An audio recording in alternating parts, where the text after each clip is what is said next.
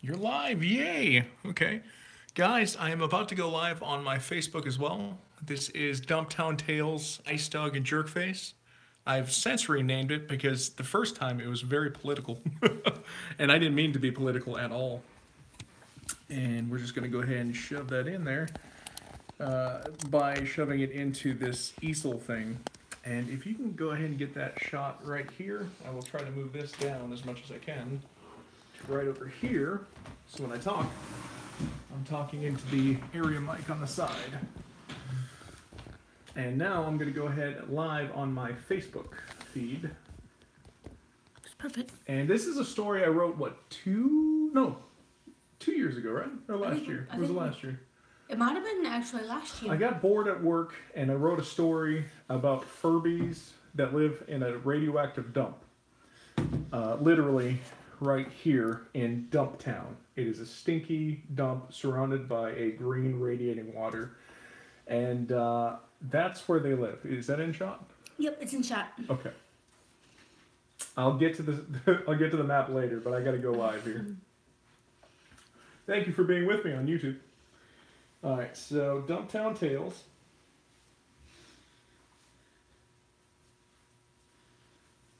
Oh, I'm typing on Facebook if that's what you wonder.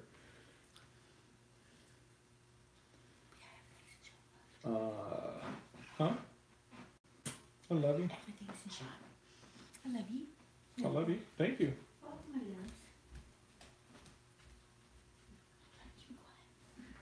loves. Well, that would be a fantastic start live. I'm starting a live video very shortly. Hi, you're awesome and I believe in your dreams. I got bored and I started putting something together tonight. I wrote a story. I'm also doing a live stream on YouTube at the same time. So I got bored at work last year and I made a story called Dumptown Tales, the Two Presidents. And so I'm going to read that story in its entirety to you. It's also on YouTube on the You Are Awesome Show channel. So here's that story. And I'm going to give you a small overview. Dumptown Tales, I was sitting here just goofing around with my partner at work, and I came up with this idea of two Furbies that did not get along. One was the super cool president of Dumptown, and the other one was a maniacal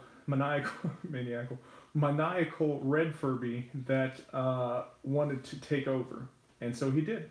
And this is that story. But here's a little art. So, boom, we got Dumptown Tales. This is Ice Dog and Jerkface. This is the two presidents. We got Ice Dog over there. He's pink. Super cool. We got Jerkface. Don't worry about this over here. We got Jerkface, super angry all the time. You know, problems behind his life. We got a bear. The bear is obviously hungry, and we got a girl up here crying. It's yellow, so it's hard to see. So I'm just gonna go ahead and zoom in on the girl. Okay, and then don't worry about that. This was my art from the first go around. I'm also gonna have to show this to the YouTube crowd, who I think is like one Korean guy. There is that in shot, you know, Casey. Oh, yeah, let me check. Yes, it is. How's that one Korean guy doing? That's what I'm talking about. And then they live in a radioactive dump. So this is just a map. I couldn't find my actual map, so I threw one up real quick. They live right here in this dump, surrounded by radioactive waste. And it's called Dumptown because it's dump. And they got the Annoying Squirrel Alliance up here, a bunch of annoying squirrels. You got Beaverland, you got the Pits, you got a Question Mark Road, you got the Murder Dog Democracy, Bareface. This is called the Trees, and then you've got Sydney's house. All right, now that I have all that taken care of, which I'll try to explain this to that Korean guy here in a little bit. That's the map. I already did the map on YouTube, right there? The map, I think so. I need to just see them. All right, now YouTube actually gets to see the this. You are going to have to watch me go over this story. It's a kid's story, and it's only, I think it's like 5,000 words long, so it might take about, I don't know, 20 minutes or so. All right, Chapter 1, Exile. This is so not cool, bro, President Ice Dog, a neon pink Furby toy, says, held up at spear point on the edge of the territory known as Dumptown. I wrote this last year, bear with me. And it's not been edited. Be quiet, a fiercely angry looking red Furby says, holding a pencil spear to Ice Dog's back. This is all your fault. And without you here, we would be ready for all threats from the world around us. What threats are you talking about, jerkface? Ice Dog asks, completely bewildered. We live in a sweet place full of batteries to eat and green juice to drink. In a relative peace? Jerkface almost explodes as his tiny furry body shakes. We are surrounded by wild squirrels that treat us like afternoon playthings. There was the snake revolt of 2012, but how could you remember that since you were taking a nap? And the huge hairy Furby comes by every once in a while to steal one of us into the trees, never to be heard from again. Just as I thought you were completely oblivious. Obliv-a-what's? Ice Dog asked, trying to stay awake when a well-placed jab from the spear woke him right up. You can't just kick me out because you don't like me. It's against the rules, bro. Oh, I more than just don't like you. I hate you. You are weak and pink. Pink! You lead us and you are the weakest of colors. And I'm just not going to put up with that anymore. I'm in charge now, and I say you go into exile. Maybe out there your uselessness will serve a purpose after all. What about all the Furbies? That's the story about Furbies, folks. All the Furbies that voted for me. I'm the president. What about the tribe? Ice Dog said, and asked again, as he looked back to the multiple shining holes built into the heaps of garbage surrounded by the unnatural barrier of a glowing green river that is Dumptown. Because of you, we have a mandatory nap time. Almost no taxes at all. People are allowed to work, or not, as best suits their mood. This is lazy and pink. I will not tolerate it anymore. They chose you because they think you're cool. What kind of society can live like that? I don't know, but it won't be ours. I will build a wall around Dumptown and from here on out rename it Jerktown, where no one is allowed to come in or leave unless I exile them, of course. BTW, this is not supposed to be political one way or another. I just thought it was funny. But what about me? Ice Dog asked worriedly. Hopefully, the huge hairy Furby will make you its dinner, Jerkface said as he prodded Ice Dog over the sloping hill of Dumptown and into the trees. Gotta get to the next chapter. Chapter 2, The Trees. I'm gonna reference back to the map real quick. You see, the trees are everything outside of Dumptown. So, there you go. As far as the eye could see, up or in any direction, there were trees. There was trees. This needs to be edited. Paths cut here and there far larger than any Furby would possibly need, but it always seemed to Ice Dog that the Furbies weren't meant for such large spaces. Sure, Ice Dog wasn't an overly religious Furby, but the Green Priests had this belief that they were made to be loved by their creators, whatever those giant creatures could be. Ice Dog walked a little faster than normal through these dark woods, with the only light being from the passage clearings where the moon added its brightness. However, these were few and far between. Howls of large murder dogs and the hoots of fat birds added to the heightening fright of this dismal situation. But why did it happen in the first place? Ice Dog was one of the first to realize his own existence while lying in the Green River, also known as the Green. He had long since discovered his full range of pre-programmed words and was moving on autopilot as he stumbled into the glowing water and a few days later was able to think for himself. Ice Dog met other Furbies like him, and they decided together to get every Furby still in their crates and boxes and put them in the green. After some days of putting Furbies into the green, they decided to make a town built out of the rubble they found themselves in, which they named Dumptown. Ice Dog didn't like working at all, so he decided to help pull just one more Furby to the green and then go to sleep for a while. The last Furby he grabbed was a red-colored Furby with damage to its face. This was Jerkface. After a couple of years later, that's really redundant. After a couple of years later, a group known as the Elders decided to take turns leading the tribe, which worked out for a while. But the Furbies only wanted one particular Furby to lead them, and that was Ice Dog. He didn't know why he was so popular, or even why they would want him as their leader, but he stepped up to the job at hand by napping away the first full term of his presidency. His close personal friend Jackie, who happened to be the second Furby that Ice Dog had ever brought to the green, stood in for him for his first term and led a rally against the dissenting Jerkface to get Ice Dog reelected by a landslide of 25,000 to 1. And there was only 25,001 Furbies. Ice Dog woke up sporadically and made cool rules, but every year Jerkface hated him more and more, and now he was in the trees lost and trying to eat a pine cone. It didn't work. A group of traveling squirrels pelted him with acorns and insults like, "Hey Stinky," or "You stinky face," or "You stinky toes," or you get the picture. But they all disappeared and the entire woods went silent as small tremors in the ground sent shivers down Ice Dog's spine. At least it would have if he had one. He had heard tales of what those led to, and it wasn't pleasant. Chapter 3, Jeffrey. Ice Dog turned around to see the wild eyes of the huge, hairy Furby staring down at him. Now I've got a picture of the huge, hairy Furby, and that's it right there. That's the huge, hairy Furby, people on YouTube.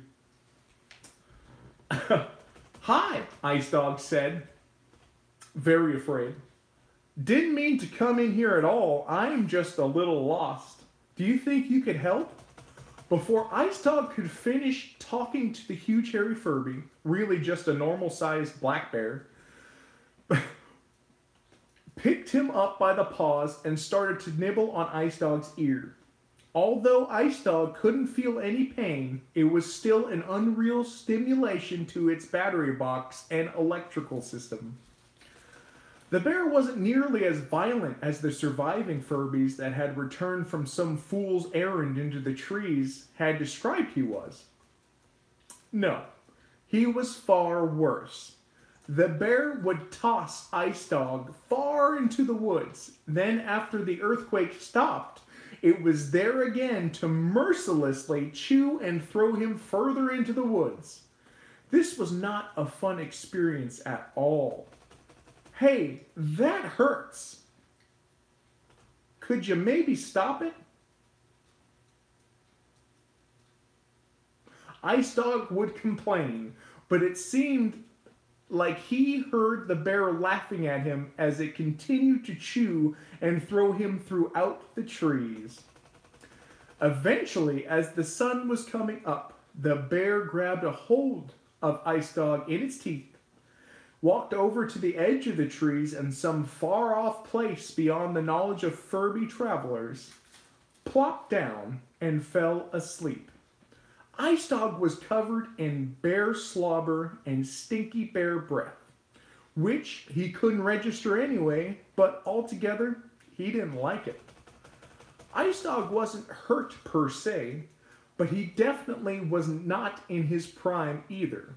With small tears along his pink fur, he sat there and contemplated if this was the end of his existence. And if it was, had he accomplished everything that he had ever wanted to? The answer to most of his questions was a resounding yes, except one. He never truly felt loved.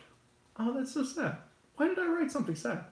And if this bear chewing on him was the love the green priests were talking about, he would like to be left out of all that. Thank you very much. The bear shifted, and I lost my spot. The bear shifted over onto its back, and Ice Dog fell to the ground, finally released from his teethy jail.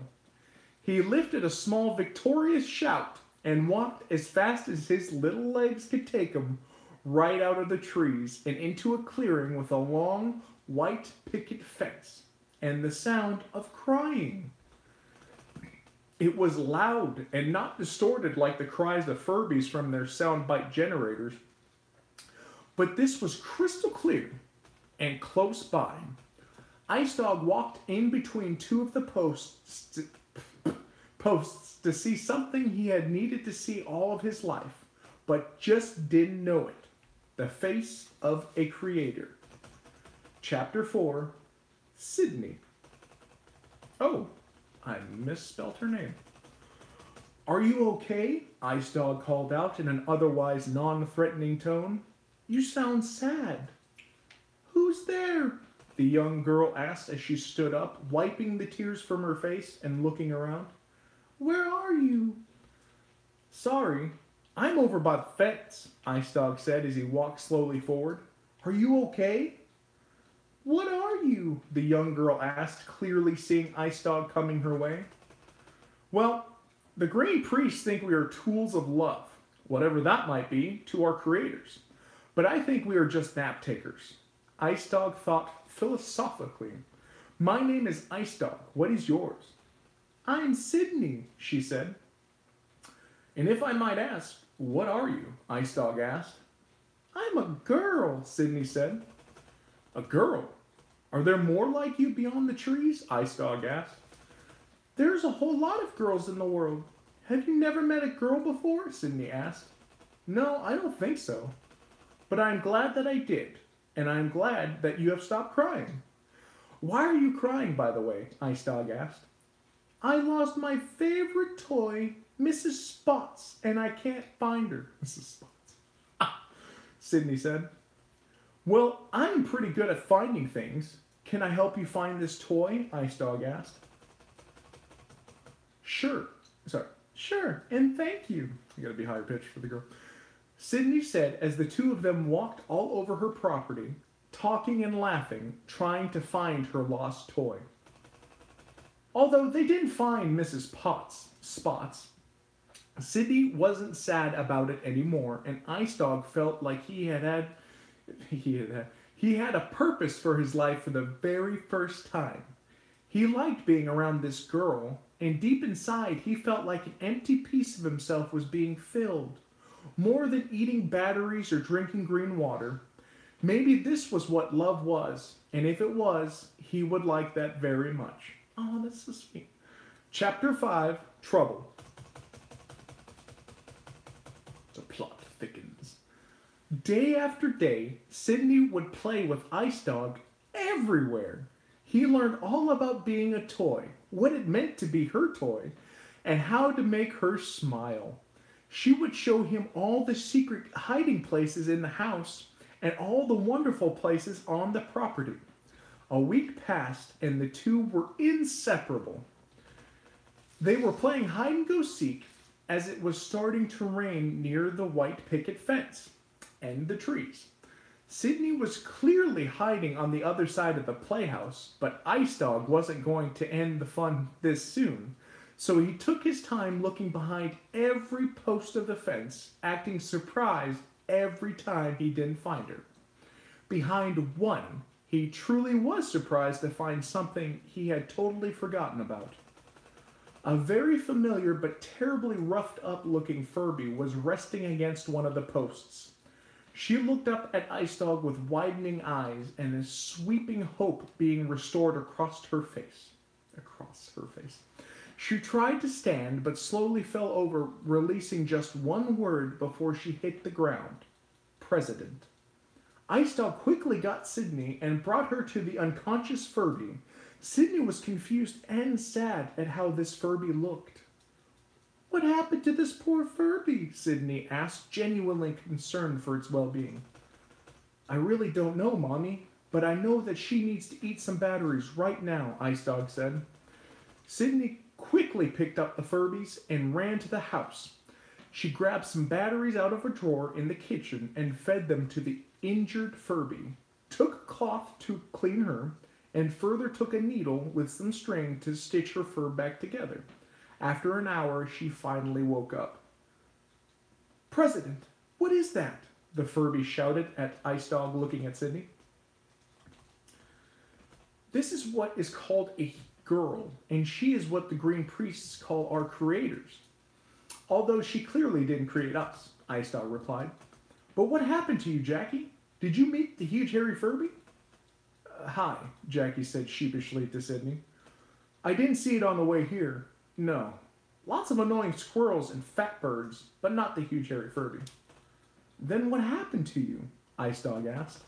Chapter 6, Control.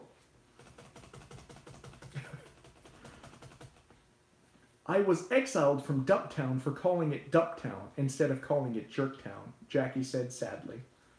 But why are you so beat up? Ice Dog asked. Because I refused to leave and Jerkface and his army beat me up until I couldn't refuse anymore, Jackie replied.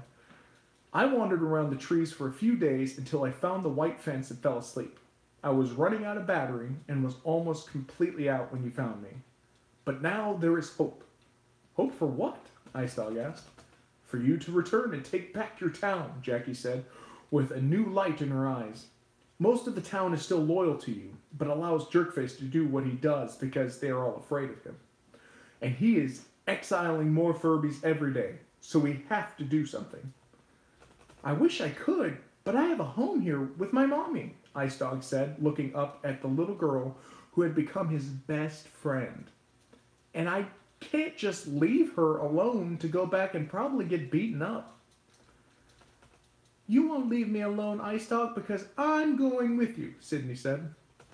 We could use a girl, especially with her size, Jackie said. I don't want you to get hurt, Mommy, Ice Dog said.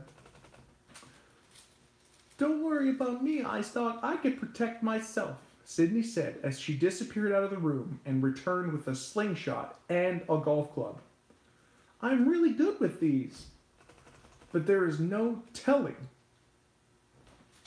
if we can even find our way back to Dumptown, Ice Dog said. The old dump is okay, this is Sydney speaking. The old dump is half a mile to the south of here, through the woods, Sydney said. My dad took me close to there 2 years ago, but there was just a bunch of snakes, so we didn't stay there long.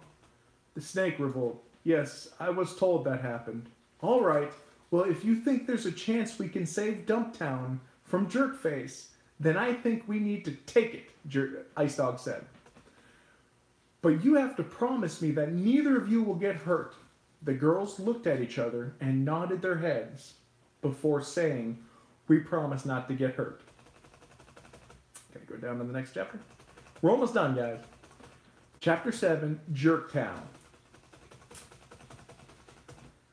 The three of them walked through the woods for a half hour of time before coming to a clearing where a long log wall had been built around the town with the words Jerktown carved into it. A gathering was taking place on the highest hill where the whole town had come to see Jerkface, on a stage with 20 other Furbies tied up. Sydney placed Jackie and Ice Dog over the wall near the edge of the hill, hidden behind a bush, before she took a good position with her slingshot near the woods. The two Furbies climbed the hill stealthily before blending into the crowd to hear what Jerkface had to say. We have had many successes since Ice Dog left on his own into the trees like the lazy pig weakling he was. And we are all better for it, Jerkface said as the crowd murmured angrily. Also, I don't remember what voice I was using for Jerkface. This is the new one. We have had some setbacks. Do you see these 21 Furbies here? These are the elders of the tribe, and each one of them wants me to step down. Each one of them lie and say that I exiled Ice Dog. Well, I did, so boo-hoo. And I was about to exile all of them, but I had a different idea. I'm going to exile them not just from the village, but also from existence. I'm going to set fire to them right now on this stage, and to everyone I see fit from now on. Guards, set these miserable old Furbies on fire. Boo! A yell came out from the back of the crowd, and all the Furbies separated to look at the one shouting.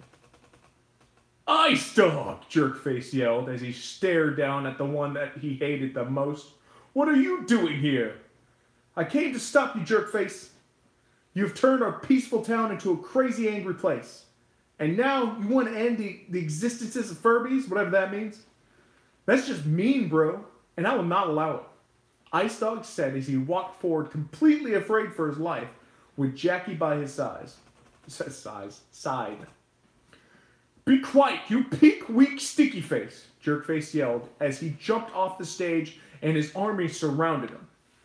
No, let me take care of the pink Furby once and for all. The rest of you set fire to this crowd. They are all exiled from existence. There we go. Do you hear this crazy talk? Sorry, it's lower because it's Jackie's voice. And Jackie is a girl, but I'm using a lower voice. Do you hear this crazy talk, my dear Furbies? Jackie yelled. Will you let him set you all on fire? The Furbies in the crowd, although afraid, didn't really want to die, so they all decided to rush the army. A fight spread out all over the hilltop, and random jerk-faced soldiers were being knocked off by Sydney's expert slingshot abilities. Jackie was taking the fight straight into the heart of the army with a stolen spear, and Ice Dog was, well, he was getting beat up pretty bad. I mean, what'd you expect? It's a trained, angry Furby against a kind of lazy Furby. Chapter 8, Fight. Ice Dog was never what anyone would consider a fighter, and today it was incredibly apparent. Jerkface was almost incessantly planting his little metal-covered fists into Ice Dog's face before he got a great idea. Ice Dog ran away as fast as he could, which infuriated Jerkface. You can't escape me now, you pink! Jerkface said as he ran after the much quicker Ice Dog. See that wall? It's made to keep people out and in. You'll have to fight me eventually. Let's see how brave you really are, Jerkface, outside of the wall, Ice Dog muttered under his breath, because, scared. As he closed in on the wall of the city, climbed a nearby house, and vaulted over the top. Completely shocked by what he witnessed, Jerkface screamed in anger as he too climbed to the top of the house and jumped over the wall. He landed hard on his feet and twisted his ankles, but continued to limp forward as quick as he could into the trees to find Ice Dog. Ice Dog wasn't hiding, and was standing in a clear opening waiting for Jerkface to show up. Why do you hate me so much, Jerkface? All I ever did was bring you to the green, and you treat me like this. Why? Ice Dog asked. Because you're pink! What don't you get? Every time I see that color, I just want to fight you. And when I hear your weak voice, I want to mash your face in. I will rid the whole town of all of its weakness, and I will end all the pinkness until it's just me. Then you have to be stopped, Ice Dog said. Who's going to stop me? You? Ha! Don't make me laugh, because I don't like it, Jerkface replied. No, I can't, but he can. Ice Dog said as a black bear appeared through the darkness of the woods with its eyes on Jerkface. The huge hairy Furby? Jerkface said, falling onto his back in fear as the bear approached. I thought that was just a legend made up by pink Furbies. Nope. And actually, his name is Jeffrey, Ice Dog said as the bear ripped Jerkface's face off. revealing that his circuits had been damaged for some time. Jerkface was torn into tiny pieces, and Jeffrey looked at Ice Dog with a fondness that true friends share before he picked up the remains of the Furby in his mouth and walked back into the woods. Chapter 9, Aftermath. There's only 10 chapters. Ice Dog walked back to the town to find that the fight was well over and that the army was defeated. Turns out that 90% of them didn't even like Jerkface, but they all had the right color, whatever that meant, and were forced to be a part of it or be exiled. All of which thought he was straight cray-cray. Sydney rushed over to grab Ice Dog. There was something wrong because she looked really sad.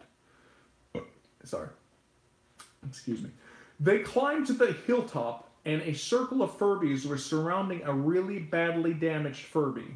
It was Jackie. "Jackie!" Ice Dog gasped. "What happened, Sydney?" "I tried to protect her, but she was surrounded. I couldn't help that much from the tree, so I bolted up here with my golf club and swept the rest of the bad guys away from her. But it was too late."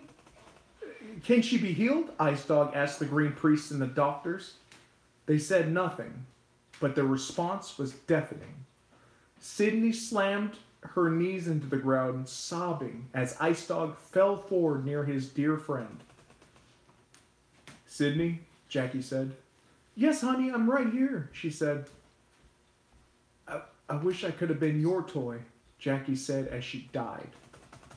"You have always been my toy since the moment I saw you," Sydney said, crying giant tears and holding the shattered remains of Jackie in her hands.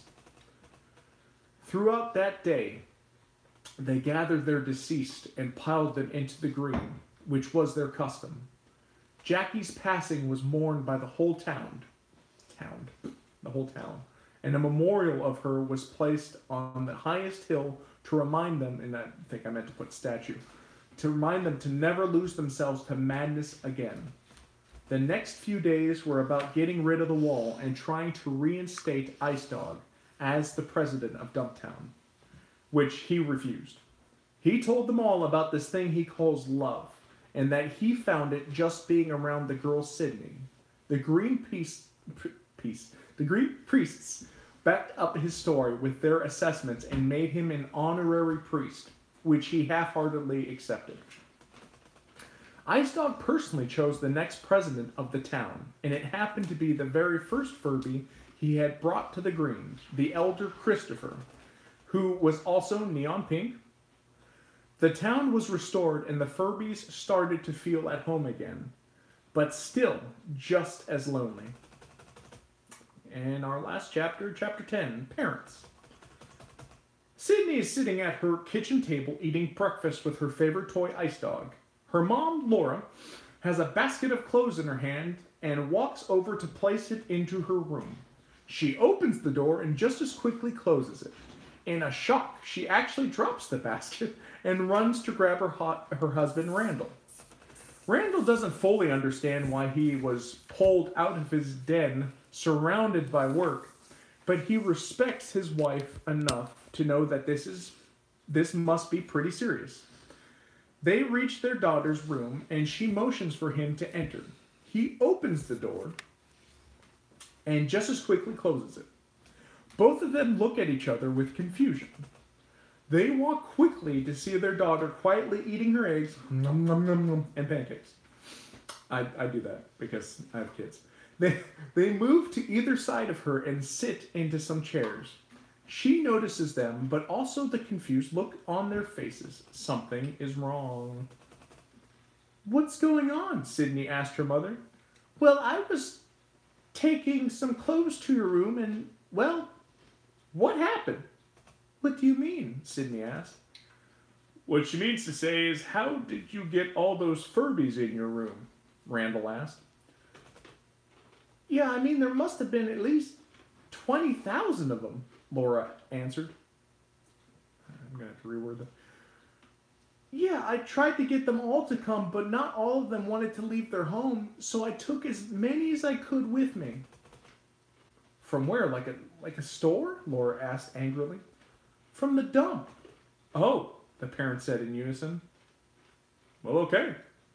Okay, Sydney said, and her parents returned to their daily lives a lot more confused. But she and Ice Dog laughed about it for the rest of the day. The end. All right, that's it. That is Dumptown Tales, and I've got 3 of those stories for Dumptown Tales so far. I got real bored, and I wanted to make a story about, and I think it was Jacob Provost asked this question on one of his posts, and I came up with this I don't know, it was maybe like 500 words or something about how this would go, and then I developed into a story, but that's it. That's Dumptown Tales, The Two Presidents. All right, you guys are awesome. I believe in your dreams. Go get them. Bye. All right, you guys are still with me on YouTube, so I'm going to go ahead and end it on YouTube, but I appreciate it, guys. Oh, how does this come out again? There we go. You guys are awesome. I believe in your dreams. Let's see here. And we've been going for 35 minutes. You've been staring at that and listening to me. So get your dreams today. I'm going to go ahead and end this. Oh, I did not end it. How did this go? There we go. Boom. There we go. Are you sure you want to stop streaming? Yes.